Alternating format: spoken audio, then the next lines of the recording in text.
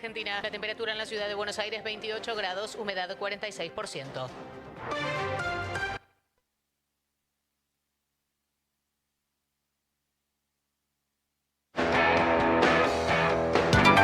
A partir de ahora, Entre Líneas. Entre Líneas. Para toda la región. El análisis y la información de los hechos más destacados. Con Rodrigo Jiménez. Entre Líneas. Con Rodrigo Jiménez.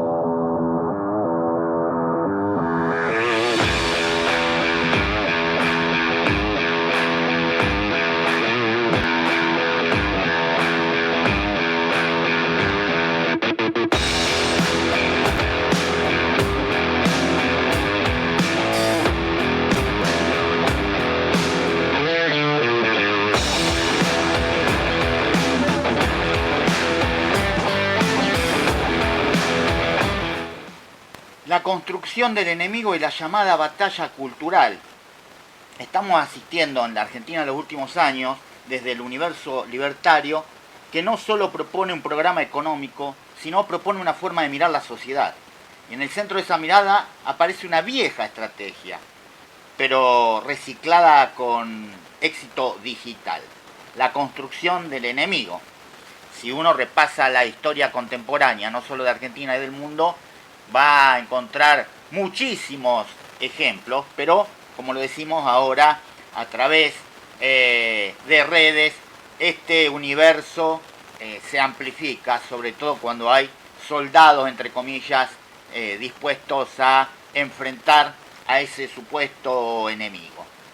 Nada cohesiona más que un adversario permanente. Y para el discurso libertario el enemigo es múltiple y cambiante, pero los engloba en definitiva. Y es el Estado, los sindicatos, los movimientos sociales, los docentes, los periodistas, los científicos, los feminismos, los ambientalistas. Todos pasan a integrar una misma bolsa difusa a la que se etiqueta como casta, zurdaje, colectivismo o adoctrinamiento. Ellos a esta lógica la llaman batalla cultural, pero no se trata de un debate de ideas en igualdad de condiciones. No es una discusión académica ni democrática. Es una guerra simbólica donde se busca deslegitimar al otro, no convencerlo. No se busca intentar seducir a quienes piensan distinto. Como lo hemos visto en gobiernos anteriores, nos gusten más o nos gusten menos. Es decir, que uno se encontraba con gobiernos que a los que disentían trataba de convencerlos. No es este el caso. Se busca, o la apariencia es de construir un núcleo duro. El adversario deja de ser un ciudadano con otra opinión para convertirse en un obstáculo a eliminar del público. En la estrategia encontró terreno fértil en el hartazgo social, por supuesto, en la crisis económica y en la desconfianza hacia los políticos tradicionales, y de esta forma aparece un outsider de la política. Las redes sociales amplificaron el mensaje: frases simples, insultos, consignas virales, enemigos claros. No importa tanto la coherencia, sino el impacto emocional. Ustedes van a ver, y lo estuvimos hablando en la editorial del lunes, no hay acá argumentos, fundamentos, apoyatura científica o de datos. Se trata de la tenés adentro, te sigue doliendo, cuca, zurdito de M y etc. No es un fenómeno aislado ni exclusivamente argentino también. Lo vemos siempre a Donald Trump en Estados Unidos, que vive señalando a migrantes, a periodistas y universidades. Bueno, ni hablar Bolsonaro en Brasil, atacando a ambientalistas, pueblos originarios y los científicos. Bolsonaro llamando a destruir las vacunas. En Europa, donde gobiernan las derechas radicalizadas que convierten al inmigrante o al progresismo en amenaza existencial, también lo vemos. En todos casos, el método es similar: simplificar la realidad, señalar culpables, erosionar consensos democráticos y desacreditar toda mediación institucional. Esta batalla cultural no busca ganar argumentos, busca ganar sentido común. Que la crueldad parezca valentía, que el desprecio parezca sinceridad y que la educación o la exclusión, quise decir, se disfrace de libertad. ¿Cuál es el problema cuando se gobierna desde la lógica del enemigo? La sociedad se rompe. Se rompe el diálogo, la empatía, la idea de comunidad. Y una sociedad fragmentada, una sociedad más fácil de ajustar, de disciplinar y de gobernar sin resistencia. Y podemos ver que buena parte de la oposición está en sus cuestiones internas. Otra va y viene con el actual gobierno, disfrazado de supuesta oposición. Mientras discutimos contra quién hay que odiar hoy, dejamos de discutir para quién se gobierna, quién gana y quién pierde con cada decisión. Y acá está el punto central, el que incomoda. Toda batalla cultural necesita enemigos, pero ningún país sale adelante peleándose consigo mismo. No hay libertad posible sin derechos, no hay mercado sin sociedad y no hay futuro cuando el otro siempre es el problema. Esto visto de la lógica liberal, si se quiere. Porque podríamos abundar en lógicas de otra mirada, por ejemplo, desde el socialismo, que es la que uno adhiere y acá nunca ocultamos. Tal vez la verdadera batalla cultural no sea gritar más fuerte, sino animarse a pensar quiénes nos quieren divididos y por qué. Esto es una nueva edición de Entre Líneas, la edición número 13 del año 2026, desde Radio GPS de la ciudad de Rufino. Mi nombre es Rodrigo Jiménez, como escucharon en la apertura, y con este programa invitamos a pensar, a debatir, a no tener un discurso único. Ustedes del otro lado, comunicándose con nosotros, pueden dar su opinión. El 3382 4909 40 es la línea de contacto. 3382 490940 o a través de nuestras redes sociales de Radio GPS Rufino o mi Facebook personal Rodrigo Martín Jiménez. Y avanzando un poco con algunos temas de la Argentina actual, no se discuten solo políticas, sino también el sentido común, o darle un nuevo giro a ese sentido común, en lugar del conocimiento y el valor de lo público. Y muchas de las medidas de discurso impulsados desde el gobierno y su entorno legislativo no son hechos aislados, sino parte de una matriz ideológica. Una de las decisiones más polémicas fue el desmantelamiento de áreas claves del Estado vinculadas a la discapacidad, como lo fue el ANDIS, no solo con casos de corrupción, sino poniéndolo bajo la órbita de salud, donde un ministro de salud que señaló que no es culpa del Estado que haya familias que tengan hijos con discapacidad o existan personas con discapacidad.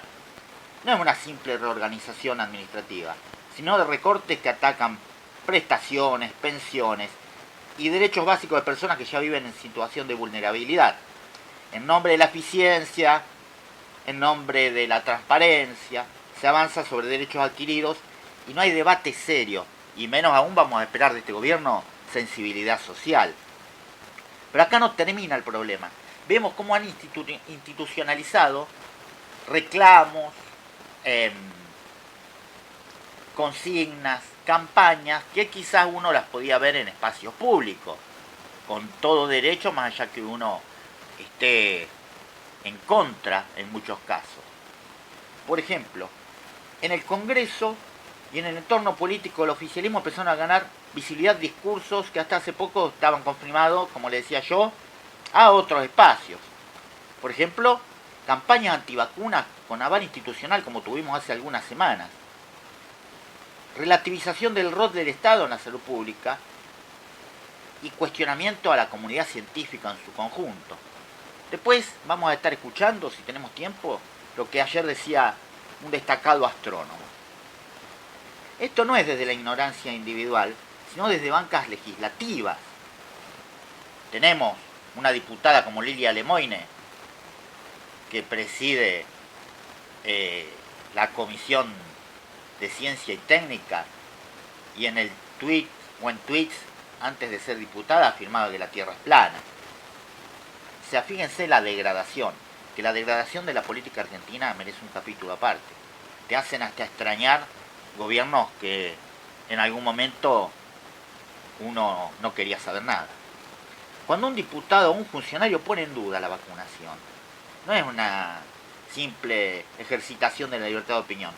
Siembra desconfianza política de salvar millones de vidas. A ver, expliquémonos, más allá de otros cambios que hubo en la sociedad, por qué se extiende la esperanza de vida, o por qué ciertas enfermedades o disminuyeron o están prácticamente desaparecidas, más allá de que están reapareciendo otras, que justamente tiene que ver con estos discursos. La pandemia dejó algunas lecciones claras, pero algunos eligieron aprender otra cosa. Capitalizar el miedo y la sospecha. Por supuesto, esto se suma a algo que venía comentando ya hace un ratito.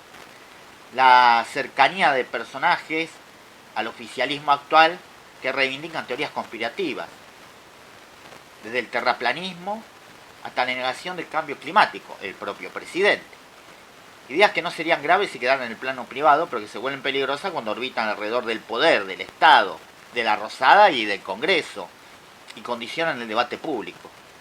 Porque si no serían simplemente anécdotas pintorescas, ni también serían excentricidades. A mí que Lemoine, cuando se realizaba estas publicaciones, quise decir, en sus redes, y que uno ni la conocía, o al menos la conocía, pero no con sus intenciones de ser diputada, uno podía tomarlo hasta como con gracia. Mirá qué ridiculez. O cuando Milei uno ni se lo imaginaba donde está ahora, y también hacía esas ridiculeces, o decía ciertas ridiculeces en los medios, que bien le dieron espacio permanente, desde 2018, cabe decir. Se trata esto de un clima cultural que deslegitima la ciencia, desacredita a las universidades, desprecia a investigadores y convierte el reconocimiento, o el conocimiento, mejor dicho, en sospecha. Todo lo que no encaja con el relato es ideología, adoctrinamiento o complot. Como dijimos en el inicio del programa, tampoco es un fenómeno argentino. O casualidad, entre comillas, lo encontramos en Estados Unidos, lo encontramos en Brasil, siempre con el mismo patrón. Menos Estado, menos ciencia, menos derechos, más mercado e individualismo. Por supuesto, el lugar o la inversión que hay en ciencia en los Estados Unidos, aún con un gobierno como el de Trump, nunca se va a comparar con las consecuencias que puede tener menor inversión en la Argentina. Y sin embargo, porque acá siempre vemos lo malo, siempre pasamos del extremo de ser los mejores del mundo, de creernos los mejores del mundo, a este país, o en este país no hay nada. Yo ya lo vengo diciendo hace tiempo, incluso en editoriales o en comentarios. Yo creo que la Argentina tiene una comunidad científica y egresados de las universidades públicas, lo remarco, y hasta podríamos incluir al nivel superior no universitario, que para gran parte del mundo debe ser mayoría, para esta mayoría de países digo, o una gran mayoría debe ser motivo de envidia. Muchos se destacan dentro del país y otros incluso lo hacen a nivel internacional. Pero no hablo de los que lamentablemente eligen irse porque ven que acá no tienen lugar, sino justamente porque quizás tienen títulos que por ahí no pueden ejercer como quisieran en la Argentina en cuanto a para qué área corresponden o para qué proyectos. Entonces los ves argentinos en la NASA, por ejemplo, ves argentinos participando en investigaciones científicas en Europa, y así podemos nombrar un montón de países. Como siempre vemos lo malo, también veamos que en muchos, no voy a decir en todos obviamente, en muchos de los avances científicos del mundo y los avances tecnológicos, en una gran cantidad de estos avances siempre encontrás un argentino. Hablo de la ciencia porque es uno de los sectores más atacados, pero también podemos hablar de profesionales de distintas áreas. Con todos los problemas del país, con todo lo que pasó en estas décadas, no solo en estos últimos años, la formación de profesionales que tenemos aún, incluso se puede decir con un descenso importante en cuanto a lo porcentual, es impresionante, es para destacar. Pero volvemos a que le estaba diciendo, no se puede gobernar con eslogan y teorías conspirativas. Pues la ciencia es ciencia, no es de izquierda, es ciencia. La salud pública no es un curro, ni la discapacidad un gasto. Y ahora resulta que la ignorancia es lo revolucionario. Y cuando el poder relativiza el conocimiento, siempre pagan el precio los mismos, los más vulnerables, los que dependen de políticas públicas, para estudiar, para cuidar su salud, para recibir algún tipo de tratamiento o acompañamiento. Y no tienen ningún tipo de contención en lo privado. No son errores aislados. Es la elección de una forma de gobernar que confunde crueldad con coraje, desinformación con libertad y el ajuste con épica. Recortar derechos es una decisión política acá. Insisto, no se trata de errores. Y con el discurso de que esto va a servir para que estemos mejor, porque encima te dicen eso. Y erosionar la ciencia, la salud,